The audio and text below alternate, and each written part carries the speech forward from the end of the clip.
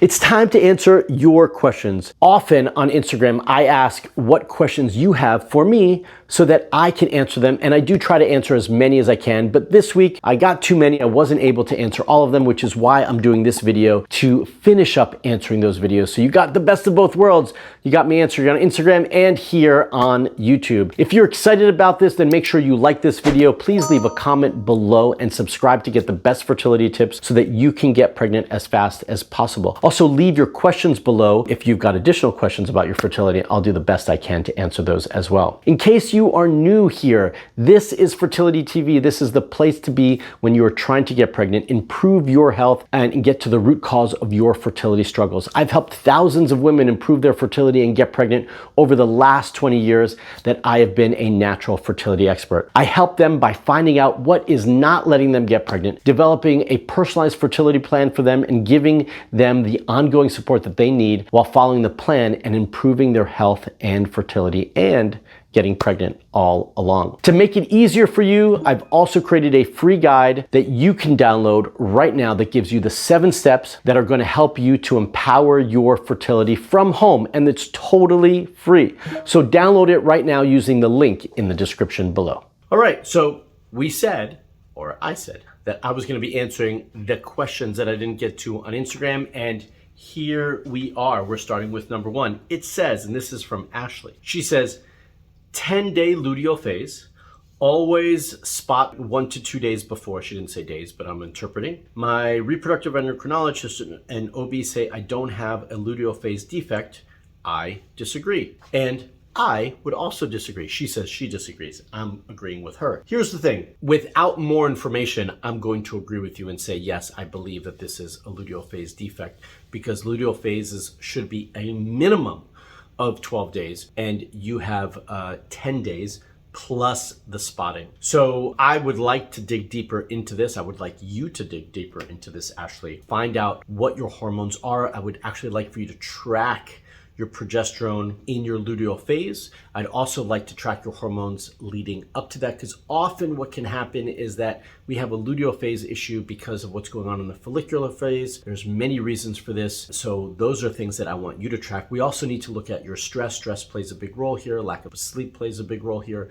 Poor diet plays a big role here. All of these things can impact your hormones, and in this case, your luteal phase. So we need to dive deeper into that so that we can get the right answers for you. But I do agree with you and think that needs to be addressed. The reason your RE and OB don't think that this is a problem is because they don't really deal with luteal phase defects. It's not something that they regularly support, and their focus is really on the other side, which is like, what do we need to do to just get you pregnant? So they don't really address this sort of thing. So don't get frustrated by that, but get the right support that you need. Okay, this next question is actually a 2-parter from the same person, Michelle, and I'm going to reverse the questions that she asked. She says, can weight stop you from getting pregnant?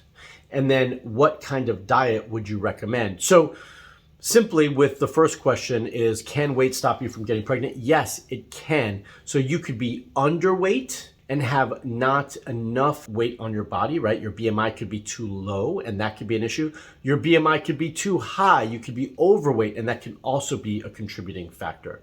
So we want to make sure that we address those things and support them as much as we can. So we do want you to have a regular, good, healthy BMI and good body weight. What kind of diet you should be on? So in general, if I had to give you one diet, I would say let's follow a paleo diet, but otherwise I do like to customize my dietary recommendations to you based on your health, your history, your hormones, your blood tests, and what you need to accomplish. Okay, number 3. This is from Jillian. She says, how to raise morphology in sperm, 0% morphology sperm analysis results. So I think for me, the first thing that we need to look at here is not how do we raise this, although obviously we do want to raise morphology, because 0 is not going to get us very far when we're trying to get pregnant. But first and foremost, when I get a result like this, the first thing I recommend is retesting. So I want to make sure that you have him retested. And I also want to talk about the lab that this was tested at. Often I see that this is done at just a general lab, and I don't think that that's the appropriate place for a semen analysis. So I want to make sure that this was done either at a fertility clinic, a male fertility urology office, or a lab that focuses on fertility, because then you're going to get the best results. And then, like I said, so let's retest that. Let's give it a couple weeks, retest it. And then we also need to make sure that there was enough time in between. So I prefer to recommend when we're looking at a semen analysis or giving a sample for any semen analysis that there is no less than 2 days and no more than 5 days between ejaculations. So that is something that I think is important here as well when we're talking about a semen analysis. Assuming that everything is accurate in what we see here, then my recommendation is to go to a male urologist, rule out a varicocele or any other structural issue that might be impacting this. Then from there, we've got to dive deeper, looking at lifestyle and diet and health, exposure to toxins, all sorts of things, so that we can understand why this morphology is 0 and then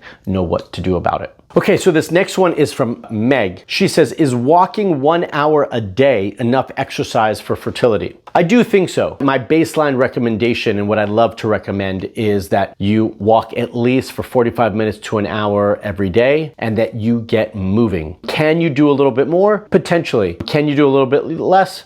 Well, sure, but what I'm shooting for is a minimum of 3 to 4 hours of exercise a week, and it really doesn't have to be vigorous or strenuous. It can just be, walking like you're saying, but it should not be walking like you're walking your dog who's smelling the roses and, every 3 feet or something like that. We want to walk with a purpose. We want to walk to move, to exercise, to sweat, to burn calories, and to increase our heart rate. So that's really what you're striving for when you are trying to exercise. This next one also is very similar to the first one about luteal phase. She says, short luteal phase, is breastfeeding to blame, trying to conceive and not ready to wean at 39 years old. So I would say probably. I don't know enough about your history and your hormones, but in this case, I would say that if your luteal phase was fine pre-pregnancy, and then now that you are postpartum and you're breastfeeding, it could easily be that you are just breastfeeding too much. I'm not saying too much for the baby. I'm just saying for this specific purpose, that can cause your luteal phase to be shorter. So one thing you can do is just maybe not wean entirely, but decrease the frequency of breastfeeding throughout the day or decrease the time in which you breastfeed. So try to just reduce it by, 1 or 2. Again, I don't know how often you're breastfeeding, but try to decrease that by a little bit and let's see if that lengthens the luteal phase first and foremost. You can also have your prolactin tested to see what those levels are at, because that can also be a sign of what's contributing to that shorter luteal phase. Okay, this next question is, how long after trying to conceive should you see a doctor if unsuccessful? So the rule of thumb here, and this is a great question to answer for everybody. So the rule of thumb is that if you are under 35, that you try for at least a year before seeking additional support. And that if you're over 35, you try for at least 6 months before seeking additional support. Caveat that I say to everybody is, if you already know you have a health issue, a hormonal issue, a reproductive issue, or something that may be causing it to be more difficult for you to conceive, then I don't really want you waiting that length of time. Do I want you to try? Sure. And I think 6 months is probably the minimum that I want you to try before you seek additional help. But we want you to be proactive. So if you know there's an issue, let's start to address those things now, first and foremost, before we keep trying and end up on this hamster wheel. So I do think that this is an important piece for all of us. And I also want you all to trust your gut. If you know inside that something feels wrong and something just doesn't feel right, then trust your gut, listen to yourself, and get some additional support. And this is exactly why I have the Hope Fertility Coaching Program. Because for those of you who are trying, who need additional support, who need to dive deeper into your fertility, to understand what's going on, why these things are happening, and more importantly, what you can do about it naturally and with some time and be proactive so that you can have an easier time conceiving. That's exactly why I created my coaching program. And again, if you want more information on that, then you can just use the link in the description below to apply. Thank you for watching until the end. If you want your questions answered, just like I answered these questions in this video, then you've got to share your questions with me. So post them below so that I can read them and do the best I can to answer them. If you want a real deep dive into your fertility, if you want to find the root cause that's not letting you get pregnant, be sure to fill out the application as soon as possible using the link in the description below to speak to a real human on my team so that we can identify if this is the right next step for you and see if you are a good fit to join my Hope Fertility Program. Now make sure you check out the next video right here to keep learning more about your fertility. And until the next video, stay fertile.